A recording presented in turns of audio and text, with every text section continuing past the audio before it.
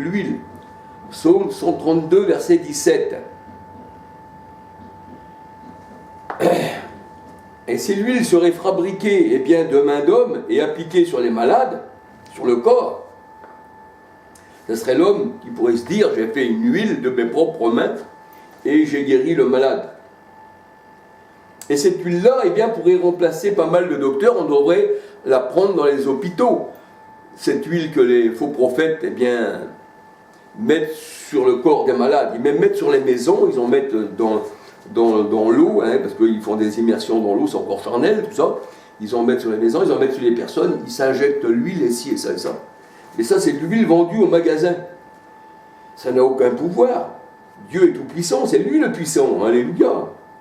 Et nous, la parole de Dieu nous dit, c'est spirituellement qu'on en juge.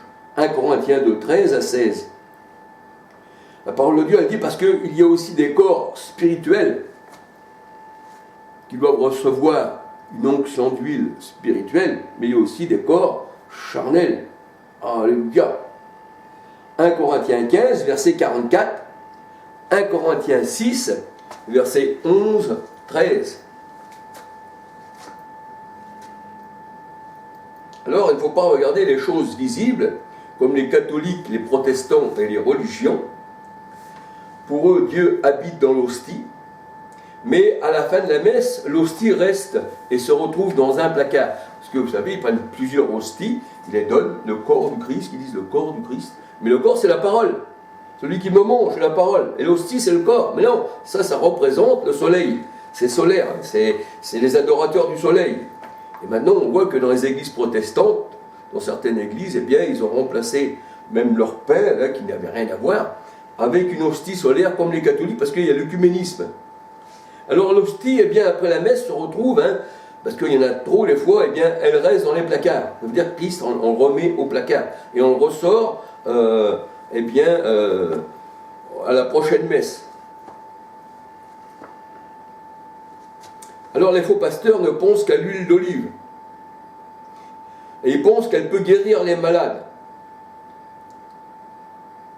Ils font une confusion avec le spirituel et ce qui est charnel. Parce que la parole de Dieu nous dit que c'est Dieu, lui, qui blesse et qui guérit. Alléluia. Il fait vivre et il fait mourir.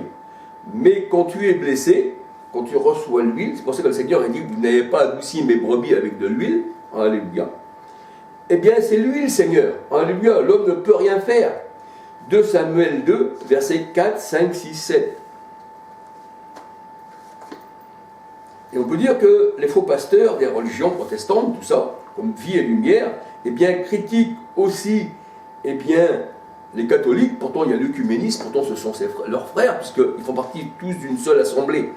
Ça, c'est le monde qui se réunit aussi bien avec les musulmans, avec le bouddhisme, tout ce que vous voulez, toutes sortes de religions. Ça, c'est l'adultère à 100%. Ça, c'est contre Dieu. Ils critiquent aussi les catholiques de prendre un pain et de dire que Christ se retrouve dans leur pain. Mais eux, c'est pareil. Ils pensent que dans leur huile au magasin, que c'est Christ qui descend. Mais ça, c'est faux. Dieu n'habite pas dans des temples faits de main d'homme. Alléluia. Rien à voir avec le corps du Christ. Jean 6, 31 à 63. Il n'a rien à voir aussi avec la Pâque et les œufs en chocolat et les lapins en chocolat. La Pâque, c'est Christ. Notre Pâque, Christ, la parole de Dieu nous dit, je crois que c'est dans 2 Corinthiens 5, 17, il me semble, nous avons mangé la Pâque sans levain. Et Christ, notre Pâque, a été, immolé. Alléluia. Alors l'huile d'onction est aussi une consécration pour un ministère. Ésaïe 61, versets 1, 2, 3. Aussi les rois étaient oints dans l'ancienne alliance. L'huile d'onction est aussi pour un ministère. Alléluia. L'huile d'onction, nous en avons besoin pour nos lampes, pour que nos lampes soient allumées. C'est pour ça que le Seigneur il parlait des vierges sages et des vierges folles. Acte 20, 28. Il y avait beaucoup de lampes allumées dans la chambre haute. Et à la Pentecôte, on voit que, acte 20, 28, Acte 28, pardon. Acte 28. Ésaïe 61, verset 1, 2, 3. Acte 28, une consécration. Alléluia.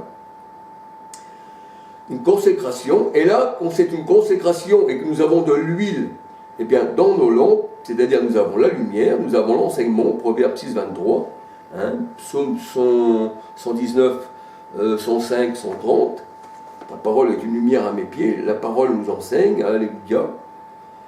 Et il y avait beaucoup de lampes allumées dans la chambre haute.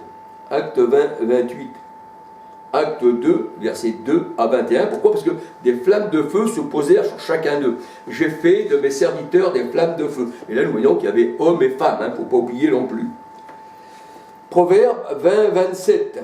Ne pas éteindre l'esprit, parce que l'esprit est une lampe. Et comme nous sommes aussi un avec le Seigneur dit que votre lumière brille dans les ténèbres. Et on n'allume pas une lampe pour la mettre sous le boisseau.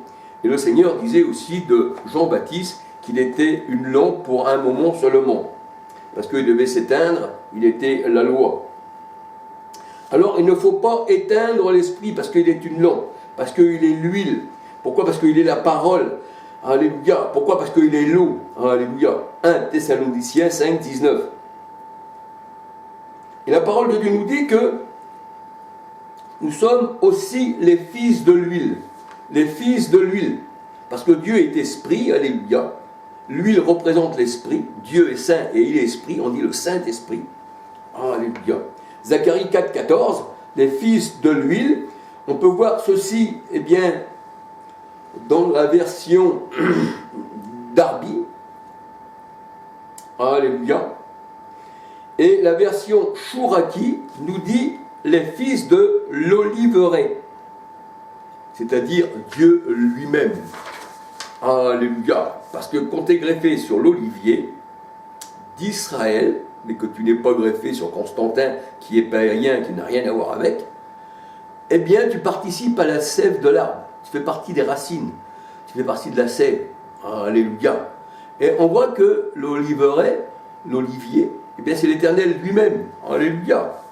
Donc, si tu veux avoir de l'huile, il faut que tu sois greffé sur l'olivier naturel d'Israël.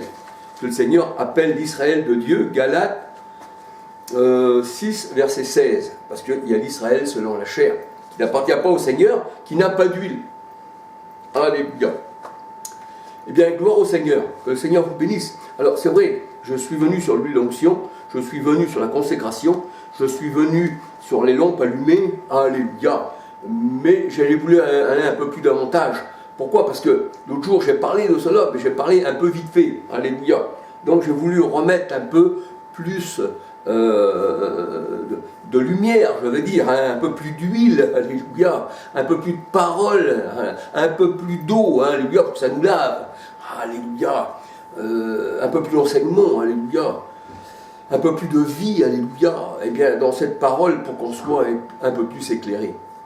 Mais que le Seigneur vous bénisse, que le Seigneur vous garde, alléluia. Petit bonjour à tout le monde, alléluia. Merci pour ceux qui me laissent des commentaires, merci, alléluia. Merci aussi à, comment on va dire, eh bien, à Céphas. Merci